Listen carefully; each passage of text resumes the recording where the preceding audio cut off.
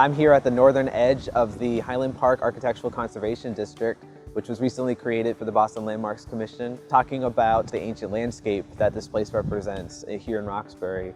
There was an archaeological survey that was done here back in the 1970s and 1980s, actually for the Dillaway-Thomas house, this early 18th century house behind me, which is also in the district now, that the archaeologists that were here were working on trying to find an archaeological site and data related to the house. But during that process, they uncovered an ancient Massachusetts Native American site here with stone tool processing, including pieces of rock that people use from Mattapan, West Roxbury, the surrounding area, to make stone tools. And those stone tools we were able to date to between 5,500 and 7,500 years old. One of the things that we realized from this site is how important the view was to anybody that's been here for thousands of years.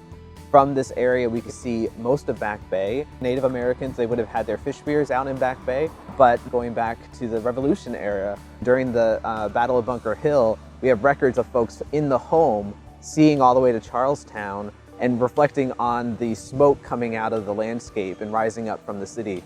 It's the site of a historic church, as we can hear in the background, going all the way back to the 1600s. But also one of the more exciting parts of the story was in the late 1800s, one of the very first Japanese exchange students in history came to Boston right after Japan opened their doors to trade and cultural exchange.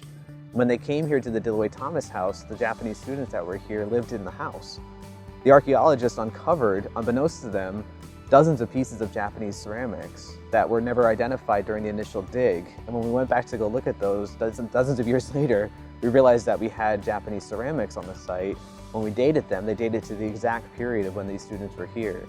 So unbeknownst to us, we had, since the 70s and 80s, probably some of the earliest exchanged Japanese goods in history in America here at the Dillaway-Thomas house. So the little pieces of the story of Boston, the story of Roxbury, the story of the many communities that make up Boston then and now are recorded in archaeological sites. And when we do archaeology in places in the Highland Park district, we're going to be able to start piecing back together those stories of just how many people, how many communities, how many individual stories are recorded in the ground, that we can be able to find out more about a very diverse history of Boston.